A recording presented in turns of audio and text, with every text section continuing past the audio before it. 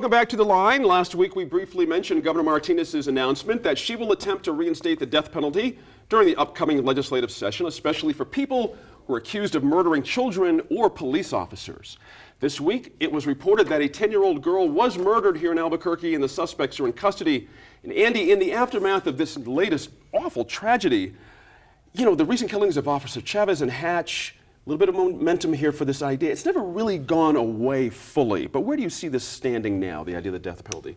Well, it's an awful time, but it's the time to bring this up, right, around these things. Mm-hmm. We saw this happen last year, kind of some tragedies happened, and then the discussion happened for tougher penalties. Given how hard it was for the repeal to happen, I think it took about 10 years for it to actually get passed in a Democratic legislature. And so it depends on what happens this election. But I'm not sure that it would be really that difficult to repeal the repeal, as Governor Martinez said. On a strict nose count, it has a chance. Is that what you're saying? Even on the Senate side? I mean, everyone's up for election now, so it really depends. But my point is that it was Democratic House, Democratic Senate, and it was really hard to get this repeal passed. And a Democratic governor, as a matter of fact, too. What do you think about that, Merritt? You know, the idea for a lot of folks in our state that, of course, killing an officer or a child must have some retribution. There must be something to that. But there's been a fundamental moral tension about this for years, whether that solves anything. I think there are the obvious questions. Is it ever acceptable to take another human life? Mm-hmm. Do we want to give the government the power to kill us? Right. But just look at it pragmatically. Andy's already kind of addressed the question, can it pass? Next, does it work? Well, we haven't used it a lot, so I think it would be an experiment. Mm-hmm. It would certainly be an experiment and possibly a costly one. Mm-hmm. And then the question that preys most on my mind is, do we have the systems in place right now in 2016 to carry out such a law competently?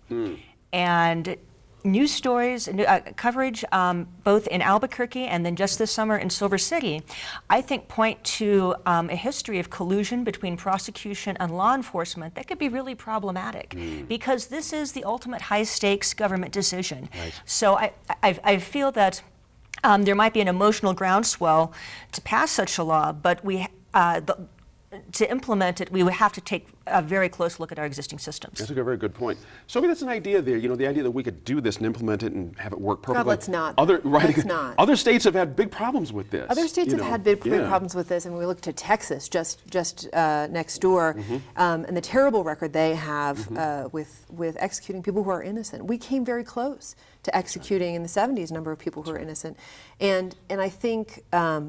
While I'm going to, some people may be shocked when I sit here and say I agree 100% with the Pope on this one.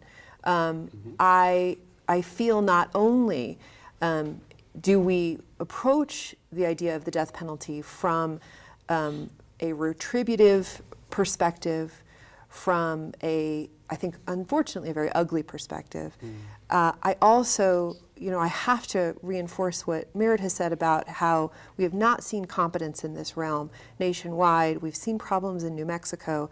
And because of that lack of competence, what we see in most states that still have the death penalty, what we saw here in New Mexico when we had it, was that in order to ensure some version of the rights to that prisoner, it is extraordinarily expensive to maintain a death penalty system. And the fact that this idea is coming back in a year in which we can't pay for basic services, we see 5% cuts across the board in our executive branch, this seems insane to me. Daniel, I was in a play that was here at the Adobe Theater some years ago called The Exonerated, based on folks who had been exonerated from death row who were falsely accused. It happens in our country sometimes that people get falsely accused of capital crimes and they are put to death and they were not the person that committed that crime. For some people, it seems like that's an okay risk to take if we're going to be safer, but of course the other side of the table is that's a ridiculous proposition. You can't be playing with human lives that way. Do we need to have that conversation here all over again here in New Mexico? Just start that basic so I think there's a couple things to that. One of them is I don't think it's okay to take the life of an innocent person. Okay. And I think that all the conversation and everything that's been said is a fair summarization of the death penalty in lots of other states, but not New Mexico. I mean, we've killed we've implemented the death penalty 2 or 3 times in the last 30 years, 40 years. Once. I mean, once that we know of in the last 50, 60 years. One time we had a gentleman who was convicted, DNA, everything done. The courts, people fought on his behalf to not have him killed, and he kept saying, I want to die. So I think at the end of the day, New Mexico, this may be shocking for me to say this, but this is one example where we kind of lead the nation, right? I think up until we repealed the death penalty, we were very judicious about it. It wasn't something that every DA ran out every day and said, I want the death penalty. There were very specific cases. I think the death penalty, and I've been a supporter of the death penalty, I was against the repeal. I think we should have the death penalty. I think the death penalty, the recidivism rate amongst those who receive the death penalty is 0. I think that we should have a very clear and tight But is it a deterrent in your view? It clearly is a deterrent. It's worked. I mean, there's been examples just alone of the riots in Santa Fe when they pulled those guys out and said, you killed all these prisoners but didn't kill a single guard. Why didn't you kill the guards? Those people said, you get the death penalty for killing a guard. So, I mean, we know that it happens. Now, does it happen to people like the individuals that we're reading about today that committed this heinous crime on this 10-year-old child?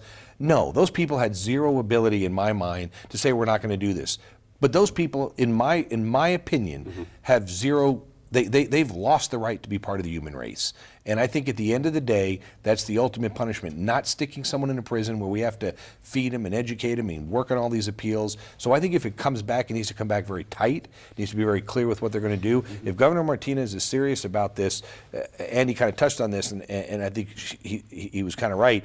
If the Governor Martinez is serious about this, this ought to be put in a special session, because you got all these senators going out for re-election right now. Now's the time to do that. After they're re-elected, you're going to have 4 or 6 years before you got to make them do it. Andy, we've had another issue in our country, a big topical issue right now, of racial profiling.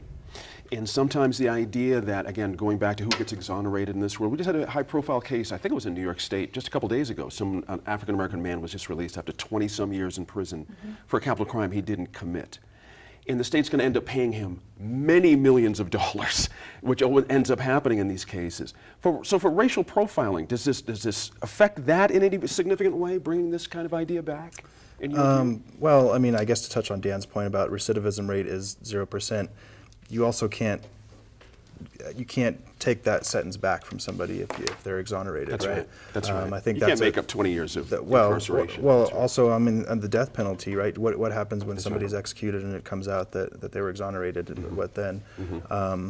So yeah, I mean, I think that maybe New Mexico might be a little different. I'm not sure. I mean, Dan also has a good point that it's been so far and few between. So I don't know. What are we all to make, Merritt? What are we to make of the 60% support so far in the early polling on this idea? Is that just early numbers? Everyone's emotional, that kind of a thing. I would go back to that. I think, even though it is such an emotional concept, I think we have to take emotions out of it. And I do think those numbers will grow after this horrible murder that occurred this week. And personally, the 3 that perpetrated or as events come out, it would not bother me to find out they were no longer on this earth. I just don't know that the government should have that role. I think you'll see it in the special session. I think really if this is taking away the issue part of it, talking politics why only. did we're supposed to be just fixing the economy in this special session. I mean, This is going to go in the other direction. You really think a Democratic Senate would give? No, I don't think they would, but I think it would cause them to lose their seats. Well, I think if you're running around in Los Lunas or in Hatch or places like that where police officers have been killed, children have been killed, and you say your senator voted against putting back in the death penalty for this specific reason, I think it can make a difference in an election. And at a time that Republicans may be in trouble in the upcoming election, it may be problematic for us to keep the House and gather the Senate at a time like this where we see the presidential race going.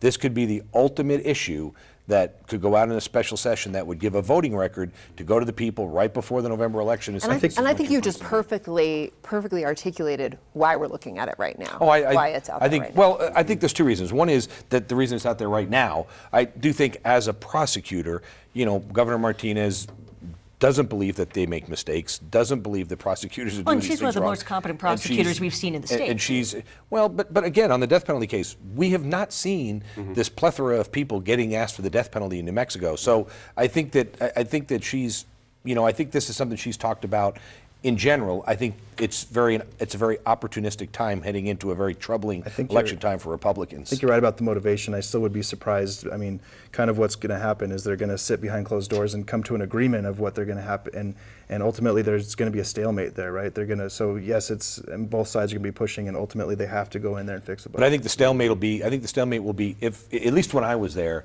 it was always the Republicans running out saying, we're for law and order, we're for protecting the people, and those guys over there are against it. Look, they're doing There's this. one thing I want Last to bring word, up just Sophie. quickly. Dan said that the death penalty has been proven effective, but what we see instead is that in states that still have the death penalty, we see a higher rate of violent crime. And I suppose it's easy to look at that and say, well, they really need it.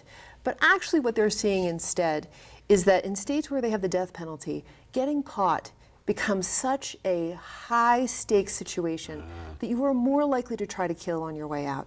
You're more likely to commit a second, more problematic, capital crime, because if I get caught for doing this, I could face the death penalty. It's nice to look at this from an emotional perspective, but we do have data from other states. We do see that there's a disproportionate number of people of color on death row. We do see here in New Mexico, our public defender system is woefully underfunded and understaffed. This is not the place or the time to experiment using, I'm sorry, Dan, but faulty data on our population. That's the last word there. When we come back to the line, sorry guys, we'll get these guys' takes on some recently released video of an APD arrest at a syringe exchange.